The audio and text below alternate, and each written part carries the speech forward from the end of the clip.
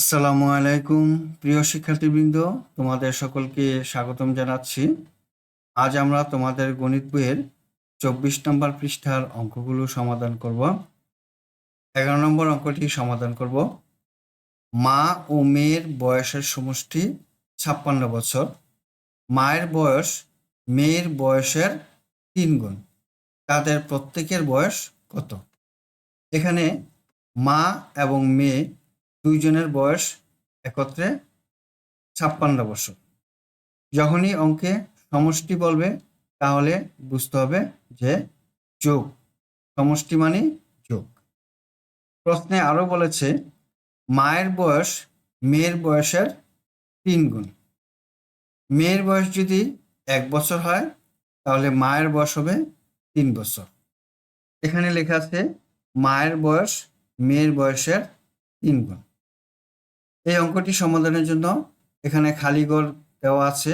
এই খালি ঘরের সংখ্যাগুলো বসিয়ে আমরা অঙ্কটি সমাধান করব।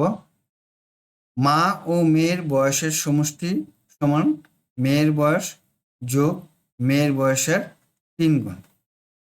মা ও মেয়ের বয়সের সমষ্টি দেওয়া আছে 56 বছর।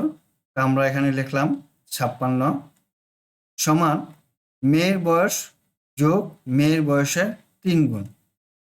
মেয়ের বয়স 1 যোগ মেয়ের বয়সের 3 গুণ সমান 3।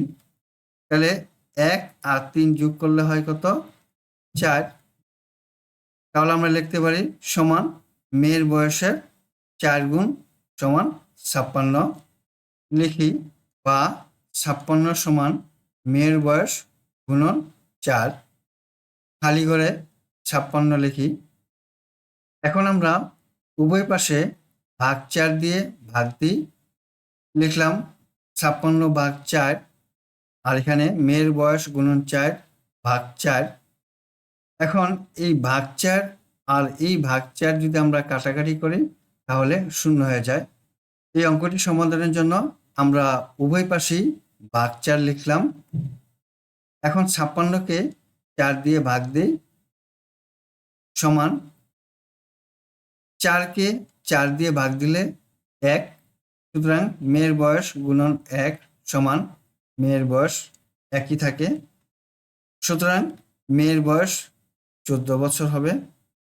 লিখলাম 14 বছর। তাহলে মায়ের বয়স কত? লিখলাম 14 গুণন 4 গুণ, এখানে 4 লিখলাম। 14 দিয়ে 4কে গুণ দিলে হয় 56, তাহলে 56 বছর। অতএব মায়ের বয়স 56 বছর এবং মেয়ের বয়স 14 বছর। এখন 3 নম্বর অঙ্কটি সমাধান করি। পলি এবং রাজনের একত্রে 18,650 টাকা আছে। রাজন অপেক্ষা পলির 1,680 টাকা কম আছে। পলি এবং রাজনের প্রত্যেকের কত টাকা আছে? চলো অঙ্কটি সমাধান করি। এখানে পলি এবং রাজন দুজনের একত্রে আছে 18,650 টাকা, আর রাজন অপেক্ষা পলির 1,680 টাকা কম আছে, অর্থাৎ রাজনের বেশি আছে 1,680 টাকা। আমরা প্রথমেই রাজনের কত টাকা আছে সেই টাকাটা বের করি। রাজনের আছে দুইজনের একত্রে আছে কত? 18,650 টাকা। এখন রাজন অপেক্ষা পলির 1,680 টাকা কম আছে, অর্থাৎ রাজনের বেশি আছে কত? 1,680 টাকা। আমরা যোগ দিলাম 1,680। এখন এই টাকাটা 2 দিয়ে ভাগ দিই। 2 দিয়ে ভাগ দিলেই রাজনের টাকাটা বের হবে। যোগ করলে হয় 20,330 ভাগ 2। 2 দিয়ে ভাগ দিলে ভাগফল হয় 10,165। সুতরাং রাজনের আছে কত? 10,165 টাকা। আমরা রাজনের টাকা বের করতে পারলাম। এখন পলির টাকা বের করব। এখানে বলেছে রাজন অপেক্ষা পলির 1,680 টাকা কম আছে। তাহলে রাজনের টাকা থেকে 1680 বিয়োগ দিলেই আমরা পলির টাকা বের করতে পারবো।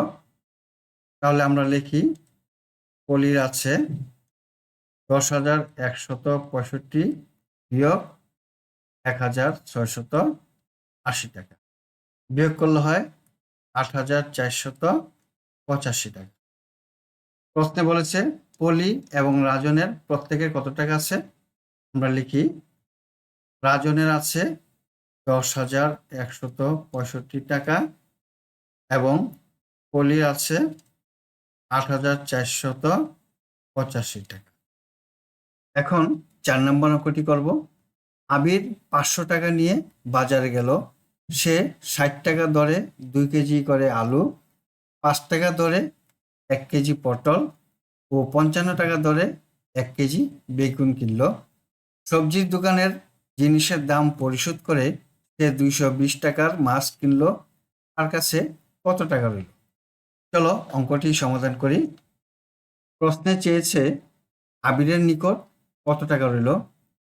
এখানে লিখি আবিরের নিকট রইল সমান আবির বাজারে নিয়ে গেল কত? 500 টাকা।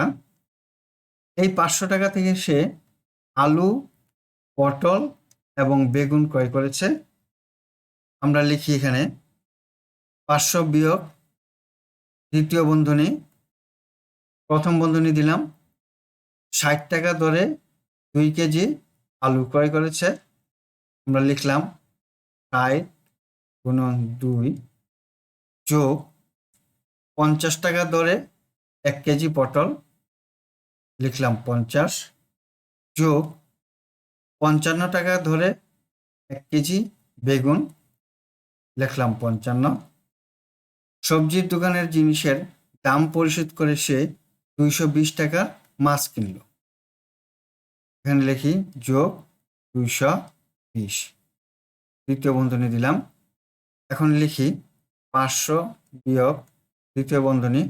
প্রথমে প্রথম বন্ধনীর কাজ করি, 60 দিয়ে 2 কে গুণ দিই 120 যোগ 50 যোগ 55 যোগ 220।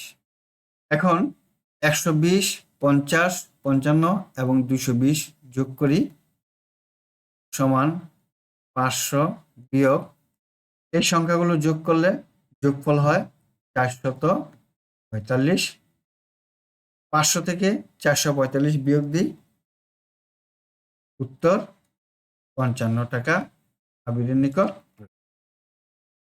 শিক্ষার্থী বন্ধুরা, আশা করি আজকের অঙ্কগুলো তোমরা বুঝতে পেরেছ। আজ তাহলে এই পর্যন্তই, দেখা হবে পরবর্তী ভিডিওতে। আল্লাহ হাফেজ, আসসালামু আলাইকুম রহমতুল্লাহ।